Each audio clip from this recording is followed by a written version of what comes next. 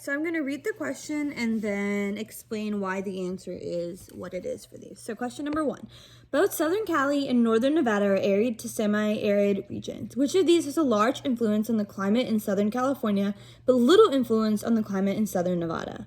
The answer is proximity to the ocean. It would not be the availability of fresh water, the kind of plant life, or the changes in elevation, because if they're semi-arid regions and if you look at them on the map, they're just kind of right side by side. So that means that they have the same plant life, the same elevation, because they're the same climate of a region and the same availability of fresh water.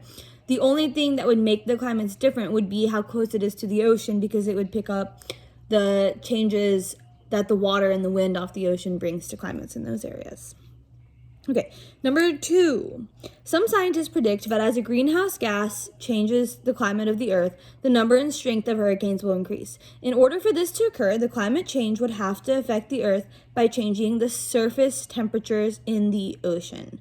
It does not matter the depths of the ocean or the chemical compositions or the amount of oxygen in the ocean. The temperature in the ocean is what controls where it moves, because heavier water sinks, warmer water is less dense, so it rises, and that affects the wind patterns, and so it's all a big cycle.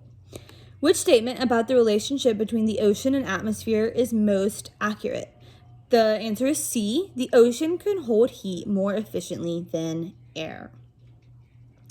It is not A, because ocean currents actually do affect the atmosphere, which you learned. The atmosphere does not store more heat than the ocean. Water definitely stores more heat, and ocean currents don't move faster than air or wind currents. So, cool. The answer is C. Number 4, sunlight is able to penetrate the top several meters of marine water, where most plant and animal life exists. Which of these systems are interacting in this description? It would be solar energy and water energy, because it's talking about sunlight and marine water giving energy to animal life that exists. So that one's kind of a give me. Solar radiation provides more heat near the equator than near the poles on Earth. The greatest amount of heat is moved away from the equator by ocean currents. Remember, they move in those big circles, and the heat goes from the equator up in the system back to the poles and back down, and that's how warm and cold heat is circulated. Think of that scene from Finding Nemo where they ride like the sea turtles all the way down to Sydney, Australia, and Nemo's dad finds him, and so on and so forth. That is an ocean current, and so think of that traveling when you think of that question.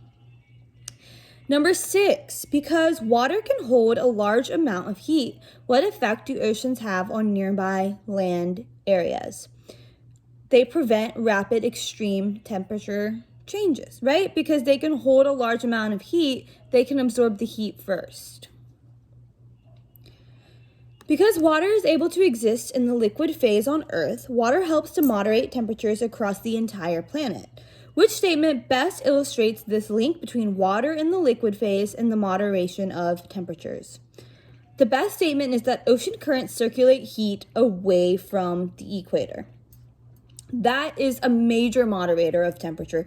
It explains why all the warm water is at the equator because of the way that the sun hits it. It explains why water moves from the equator to the poles and back down. So that is the answer to number 7 is B. Number 8, what will most likely happen if a warm ocean current travels north or south from the equator? If it moves north or up or down from the equator, it's moving away from the equator, so the answer is C. The current will become cooler, causing it to become more dense and sink. Remember, cold water sinks, warm water rises. Same thing with warm air, because it's less dense if it's hot. The diagram, number 9 by the way, the diagram shows an image of the major ocean currents. What phenomenon is most likely responsible for the current circulation patterns? Anytime you see, here, I'll just flip it. Oh God, I don't know how to flip it. So anytime, sorry you guys, I'm still learning this and I'm still really trying to figure it out. Anytime you see the arrows going in a circle talking about water, patterns near or around the equator, that is the Coriolis effect, which was in your notes. I hope you read about it.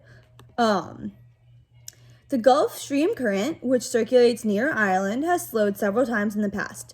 Evidence of this slowing process has been revealed by the study of fossilized insects. During these slow periods, how has Ireland most likely been affected? If the water circulating has gone from fast to slow, that means colder water is hanging out for longer, hotter water is hanging out for a lot longer, and because water can hold so much heat, the answer would be D. There have been changes in Ireland's climate. That was number 10, by the way. Sorry, I feel like I'm really bad at this, but I am doing my best. Next week will be better now that I kind of know what to expect. Anyway, sorry. The Great Ocean Conveyor Belt shows the flow pattern of deep sea density currents. Which statement best describes an effect caused by these currents? So they influence climate by distributing energy from the sun because, again, water can hold heat much better than air, and so as it moves, it is distributing the heat and helping change the climate. A running theme that you see in all of these is that water is a major stakeholder in determining the climate of an area. Another key point is hot water rises, cool water sinks. Another key point is water gets colder as it moves away from the equator, and then all water moves up to the poles and then back. So those are just some key points. We're about halfway through. Look at the diagram to answer the question that follows. This is number 12. If a northern coastline like Norway is located near a warm ocean current, the climate will be warmer than normal, which again is the same thing that we have been talking about. Without oceans, the temperatures of Earth would vary widely from temperatures that currently exist. What characteristic of the ocean most likely helps to maintain the temperatures of Earth? The evaporation of ocean water. Ocean currents like the Gulf Stream affect world climate by transferring heat to and from various regions. So number 14. Again, these are all kind of asking the same thing in a different way. So if you were able to complete the notes using my explanations, just kind of go back through these and make sure that you understand them, okay? What property of water vapor allows it to function as a greenhouse gas?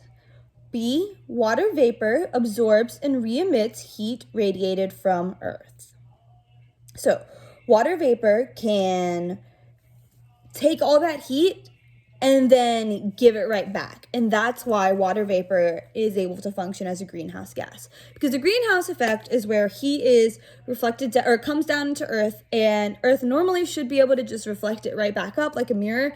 But these greenhouse gases are like that human-like snuggie, like wearing a sweater all around the Earth, and it kind of traps all that heat in there. It's like when you're wearing a sweatshirt and it's way too hot and you can't take it off. So that is what greenhouse gases are doing to Earth, and that is how water vapor can sometimes also function as one. Number 16. Which of these is the main contributor to the formation of hurricanes? Warm ocean water. Remember, it's that warm ocean water that circulates and starts to become that tropical storm and then brings more warm water with it and escalates. And that's why climate change is so dangerous, because when we continue to make the water in the oceans warmer and warmer and warmer, we are in turn allowing there to be more hurricanes. So we will see more natural disasters. The figure below shows an area that has two aquifers. Remember, aquifers are where groundwater is held. A main aquifer and a perched aquifer. Based on the information in the diagram, which term best describes layer A? So if you look back on the article where it talks about, in the notes where it talks about permeability and porosity, right underneath there, it is impermeable, and that's why the aquifer is perched on top of it and doesn't seek in lower, okay? Because impermeable means nothing else can get through it. And because nothing can get through layer A, that's why there's a tiny aquifer on top of it. In the hydrologic cycle, which process contributes to a decrease in groundwater levels? The answer is B, evaporation. Because when water is being evaporated, it is naturally decreasing groundwater levels because it's up in the air now in its gas state. Which statement describes most groundwater? Number 19. The answer is B. Groundwater is found in the spaces between rock, gravel, and sand, and that comes directly from the notes. Number 20, a rural forested area receives a lot of rain in a short amount of time. What would most likely cause potential flooding in the area? If the answer is C. Sorry, I got distracted. If the ground of the area is already saturated with water, then that would most likely cause potential flooding. Because if the ground is already saturated, that means no more water can seep in. And so remember, that means it becomes super saturated then. And it's like you put way too much Kool-Aid in the jar and now all the Kool-Aid at the bottom won't melt. That's kind of what's happening here. That water just builds on top of the ground because it literally can't store anymore. Also, by the way, you guys, what distracted me is my cute dog / teaching assistant. Her name is Naomi. Naomi, can you say hi? Hi, sweet girl. Okay, hope you guys got a good look at her. Hey, okay. Number 21. Okay, chill, Naomi.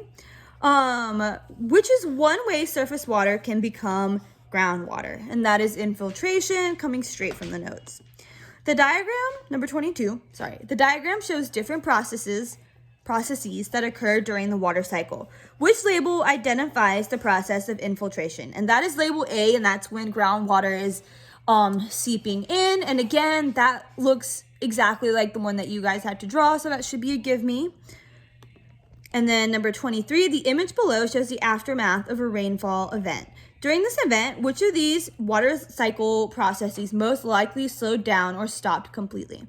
Again, if it's flooding, what we talked about before, that means the ground can no longer absorb anything. It's past being saturated. It is super saturated. Nothing else is getting in. So the answer would be D, infiltration.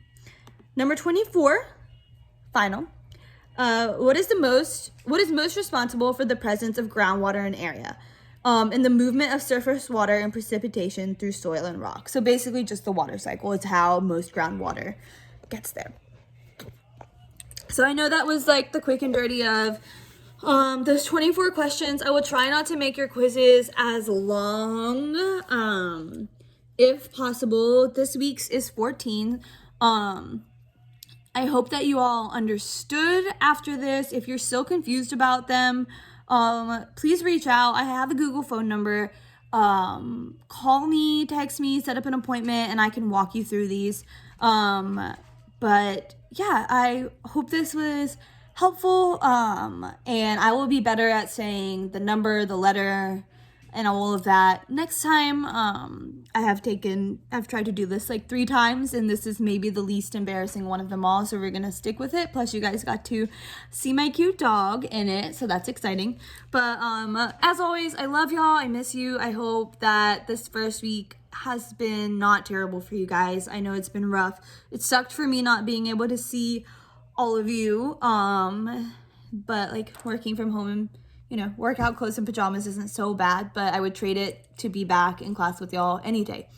Okay, I'm done rambling, and I'm sure you're tired of hearing me. So be sure you subscribe to the YouTube channel, and make sure you follow me on Instagram at Science with Miss C, all lowercase. I don't know if that matters. And yeah, see you guys soon. Bye.